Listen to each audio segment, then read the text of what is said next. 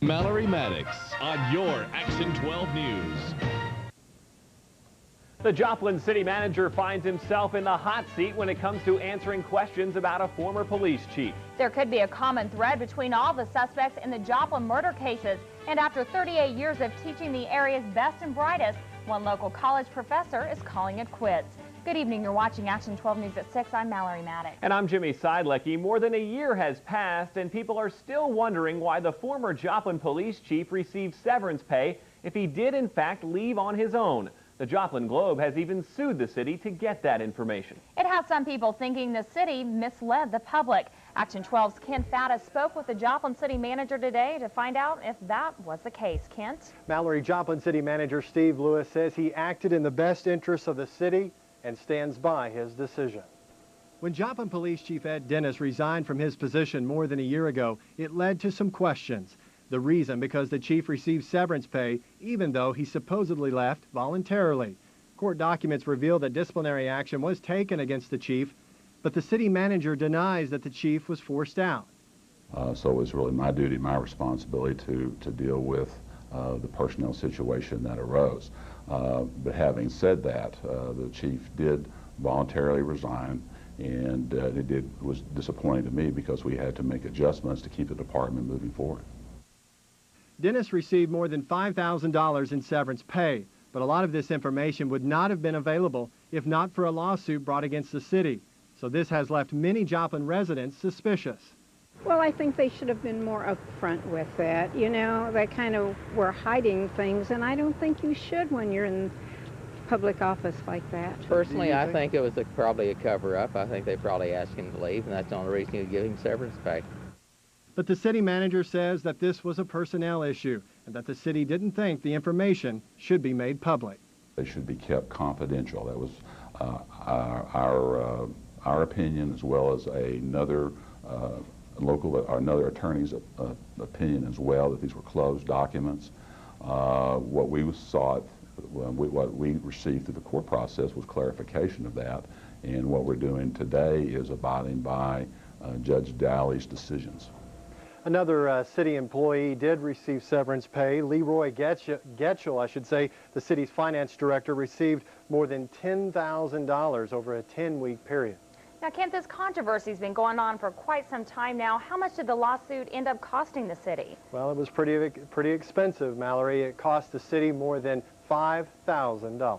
Thanks. That's Kent Faddis reporting live in the newsroom. And we want to hear from you. Do you think the city handled this properly? Just go to our website at KODE-TV.com and cast your vote. A Miami man is found guilty of possession of a firearm by a convicted felon. 41-year-old Jimmy Lee Sharbit was found guilty of a crime 3-day trial yesterday. Sharbit is a 4-time convicted felon with 2 previous convictions for armed robbery and 1 for burglary. He possessed a 9mm pistol in his home where evidence showed he conducted drug dealing activities. Turning to weather, it's been a very interesting week just to keep you busy out there. We started with some sunshine, had a little severe weather, and a kind of a dreary start to our weekend. Right, and now we may see fog in the forecast tonight too, so not quite done with just another week in the forecast. Exactly. This is what we're looking at tonight. Cloud cover for the evening, and actually overnight tonight we're going to stay with the cloud cover, but I think late tonight the clouds will start to clear off, and that will allow temperatures to cool off enough to form some fog. So look for some patchy fog. It may be dense in the morning, 46 for a temperature at 7 a.m. Into the 60s, though, by noon, into the 70s by 5 p.m. Now, it looks like Sunday is going to be even nicer, and I'll tell you more about that in just a few minutes. All right, thanks, Ray. Joplin is not breaking any records with 4 murders this year, but the total is above the normal average of just 2. Action 12's Gretchen Bolander tells us about one common denominator. Wayne Kindred is accused of murdering Tina Schott last month, of stabbing her repeatedly, then dumping her body on a rural county road. But before that happened, he was no stranger to hard time. Kindred has been in and out of the Missouri prison system for armed robbery, 2 more counts of first-degree robbery, escaping from custody, and another instance of breaking away from custody. For the most part, you won't find people starting out with a murder on their record. There will be other convictions from minor things to more serious things. 3 suspects in 4 Joplin murders have prior convictions, which doesn't surprise police. Homicides are a fairly serious crime. Most people that commit Homicides have some kind of contact with the police and the court system before they do it. Very rarely do you have a homicide suspect that has not been involved in the criminal justice system at all. Past convictions don't play a role in the court case, but they can affect a prison sentence. Just like if you're punishing anybody, the first time somebody commits an offense, you may have some leniency toward them, but if they keep committing the same one, the punishment needs to get more serious. We don't have 3 strikes and you're out in Missouri, but if you do have 2 prior felony offenses, then the law allows us to increase the maximum amount of time you're allowed to be in prison. Gretchen Bolander, Action 12 News. Both 20-year-old Jason Price and 61-year-old William Hartman have had past convictions before being charged with murder. But there are exceptions. Dana Gouge is also charged along with Kindred. She has no record in the Missouri system. And the second-degree murder charge against 48-year-old Ted Londa would be his first Missouri conviction if found guilty. A local company has a hefty fine leveled against them because of an environmental concern, but it says the pollution is not the problem. Able Manufacturing, formerly known as Able Body, was fined $85,000 by the Department of Natural Resources. Company Vice President Dan Blackburn says the 2002 violations involved a problem with record keeping. The issue was really a technical violation. It wasn't an actual pollution emission into the environment. And the way our permits were written, it was based on large units or number of units, and now we are more diversified and build a lot smaller product. The state even has acknowledged that they knew we couldn't comply with our permit the way it was written. Able Manufacturing has since corrected the problem and has reestablished its DNR permit. Coming up next on Action 12 News at 6, it's become an annual fundraiser for Joplin Catholic schools. We'll look at a few of the items going up for sale at this year's auction. And after 38 years on the job, a local college professor is calling it quits. We'll take you to his retirement ceremony next. This is Action 12 News with Jimmy Sidelecki, Mallory Maddox, meteorologist Ray Foreman, and sports with Bruce Vonderhaar. This is your Action 12 News at 6. The close.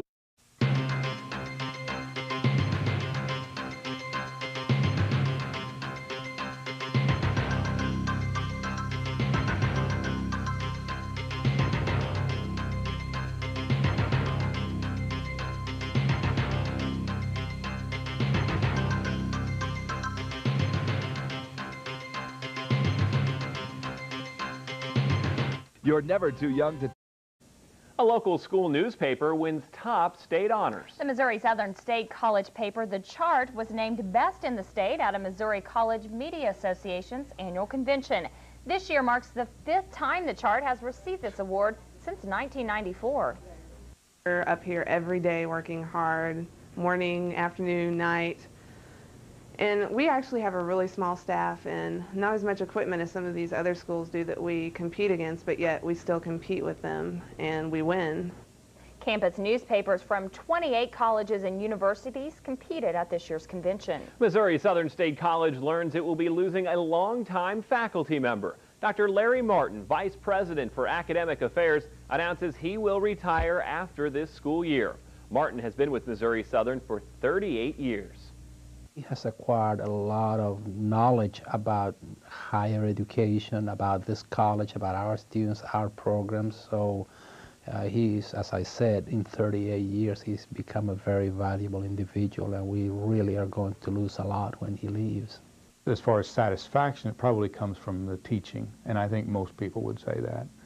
The individual students over the years, you know, how many hundreds of students, how many teachers are there that I helped train. And Martin says he will enjoy having more free time to spend with his family. It has become one of the biggest auction events in the Joplin area, and it all goes towards a good cause. Joplin area Catholic schools will hold their 7th annual Silent Spring Auction this Saturday, starting at 5:30 in Joplin's Memorial Hall.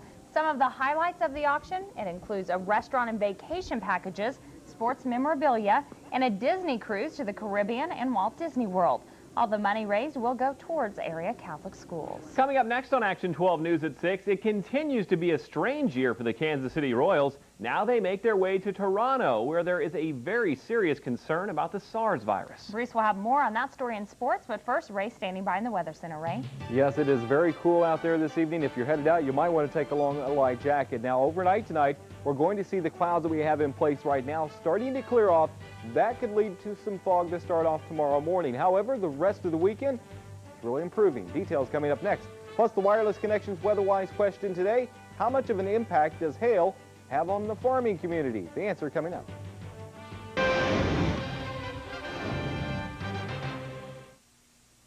Now, your Action 12 weather with meteorologist Ray Foreman.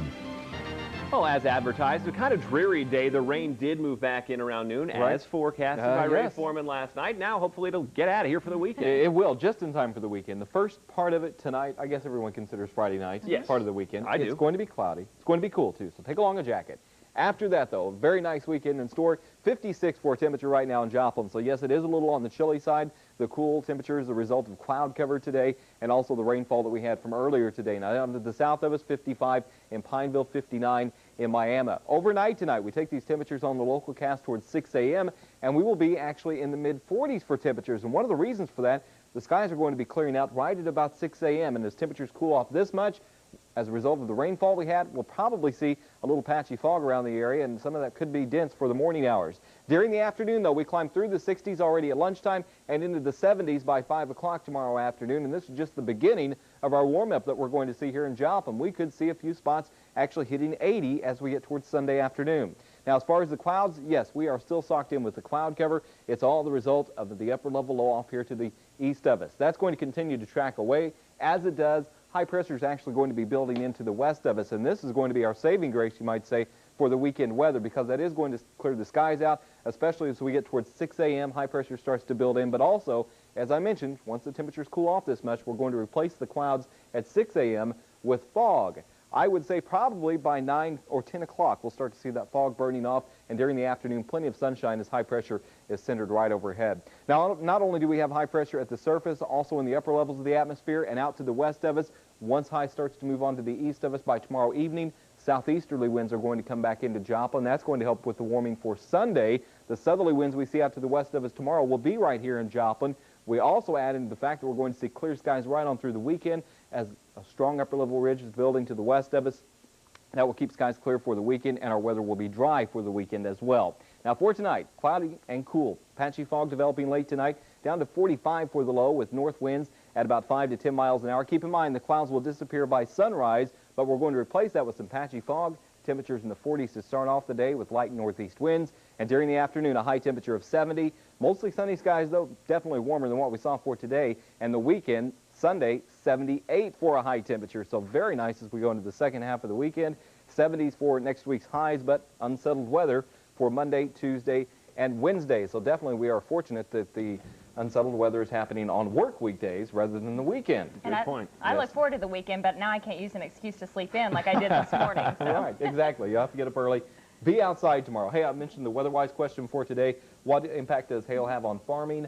How about $1 billion in damage every year? I know it has a huge impact on car dealerships as well, and people's roofs that get damaged, but I never thought about that. Well, That's Illinois actually spends $60 million a year on insurance for their farms. Wow, that's a lot of money. Thanks so much, Ray. Mhm. Bruce is in with sports now, and this weekend will be an interesting one for 32 NFL teams. Interesting and long, I think it's safe to say, for the NFL draft. It takes place today and tomorrow, 7 rounds. We'll have more on the draft coming up, tell you where the Rams and Chiefs are going to select.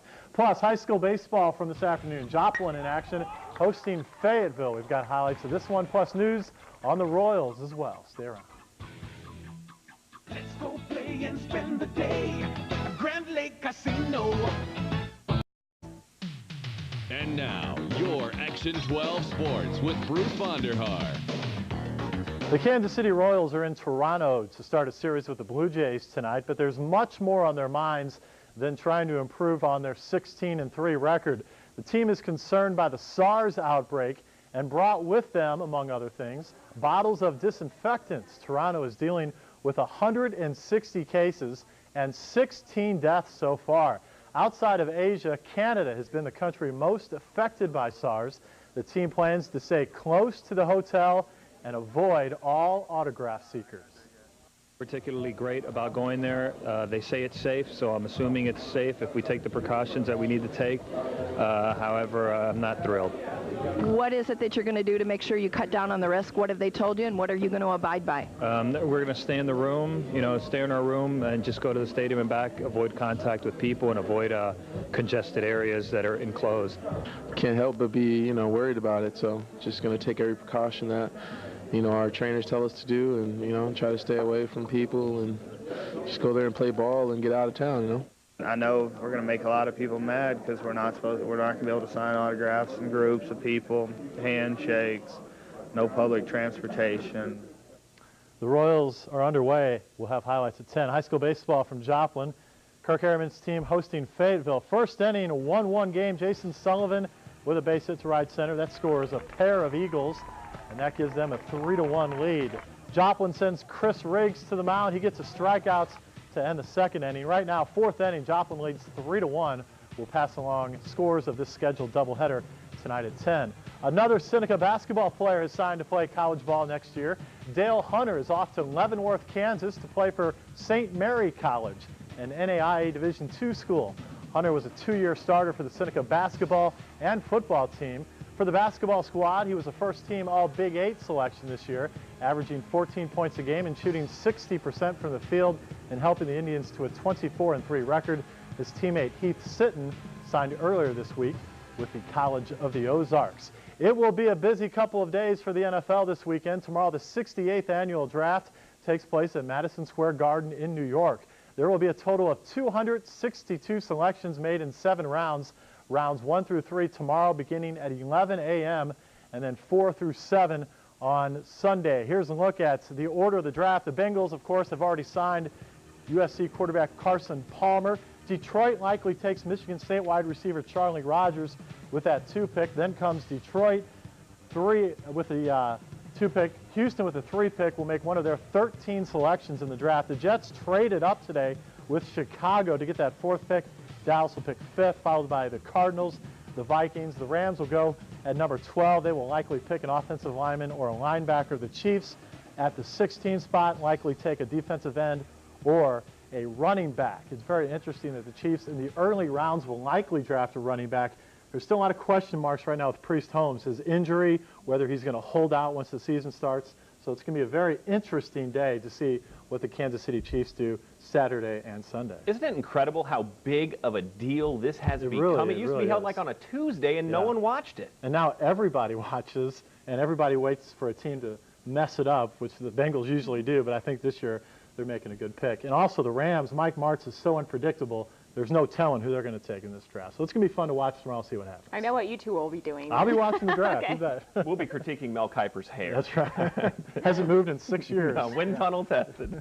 Coming up next on Action 12 News at 6, we'll check in with Ray for the weekend forecast. But first, let's take a look at these cops. They might be taking a donut break, but it's all for a good cause. We'll explain when Action 12 News returns.